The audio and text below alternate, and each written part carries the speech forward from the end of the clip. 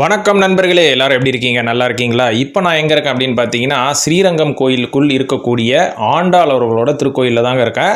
அதாவது இது ஸ்ரீரங்கம் கோயிலோட பார்ட் த்ரீ வீடியோவாக நான் இதை போட்டிருக்கிறேன். ஏற்கனவே பார்ட் 1 பார்ட் 2ல் ஸ்ரீரங்கம் கோயிலோட அற்புதமான ஏகப்பட்ட விஷயங்கள் நம்ம பேசியிருக்கோம். இது பார்ட் 3 வீடியோ. ஸோ இந்த வீடியோவில் நான் பேச போகிறது ஸ்ரீரங்கத்துக்குள்ளேயே ஆண்டாள் அவர்களுக்கு தனிப்பட்ட ஒரு கோயில் இருக்குது. அதை பெருசாக யாரும் பார்த்துருக்க மாட்டாங்க. ஆனால் திருச்சி அந்த சுற்று வட்டாரத்தில் இருக்கிற பல மக்களுக்கு இது நல்லா தெரிஞ்ச விஷயந்தான். ஏன்னா நீங்கள் ஸ்ரீரங்கத்தை பொறுத்த வரைக்கும் பார்த்தீங்கன்னா, ஏற்கனவே நான் ஒரு வீடியோவில் சொல்லியிருக்கேன், கிட்டத்தட்ட 6 லட்சத்திற்கும் மேலே ஸ்கொயர் ஃபீட் கொண்ட ஒரு மிகப்பெரிய காம்ப்ளெக்ஸ் தான் இந்த ஸ்ரீரங்கம். இந்த ஒரு கோயிலுக்கு பின்னாடி ஒரு சிறப்பான வரலாறு இருக்குது. குறிப்பாக இந்த ஆண்டாள் அவர்களுக்கு ஒரு சிறப்பான வரலாறு இருக்குங்க. அதுவும் இந்த ஆண்டாள் அவர்களுக்கு காலையில் 5:30 மணிக்கு ஒரு சின்ன அபிஷேகம் ஒன்று நடக்கும். இந்த அபிஷேகம் எப்படி நடக்கும்னு பார்த்தீங்கன்னா, ரங்கநாதர் கோயிலில் ஒரு சிறப்பான ஒரு யானை ஒன்று இருக்குது. இந்த யானை மேலே பூசாரி உட்காந்துக்கிட்டு ஒரு வெள்ளி குடத்தில் காவேரி ஆற்று தண்ணி எடுத்துகிட்டு போயிட்டு 5:30 மணிக்கு காலையில் ஆண்டாள் அவர்களுக்கு ஒரு பெரிய அபிஷேகம் நடக்கும்.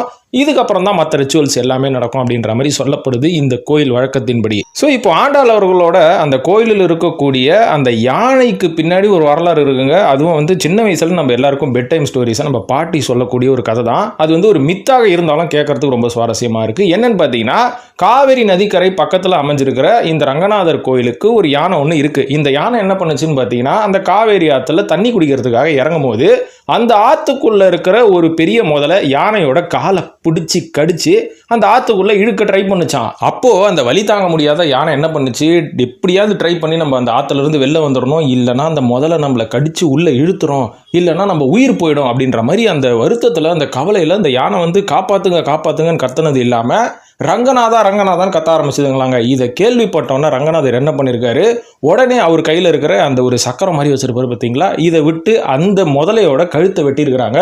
வெட்டினதுக்கு அப்புறமா அந்த யானை உயிர் தப்பி வெளில வந்ததுக்கப்புறம் என்னை காப்பாற்றிட்டு ரங்கநாதா அப்படின்னு சொல்லி அந்த காவேரி ஆற்று தண்ணியை தன்னோட மூக்கால உறிஞ்சி பெருமாள் அவர்களுக்கு ஒரு பெரிய அபிஷேகம் ஒன்று பண்ணியிருக்கு, தண்ணீரில் அபிஷேகம் பண்ணியிருக்கு.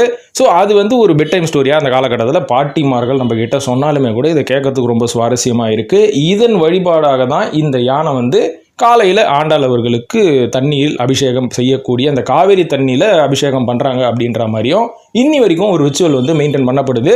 அது மட்டும் இல்லாமல் இந்த ஆண்டாள் கோயிலை நீங்கள் சுற்றி அழகாக வரும்போது அழகாக மெயின்டைன் பண்ணியிருப்பாங்க. அதாவது பார்க்கறதுக்கே ரொம்ப ரம்மியமாக இருக்கும்.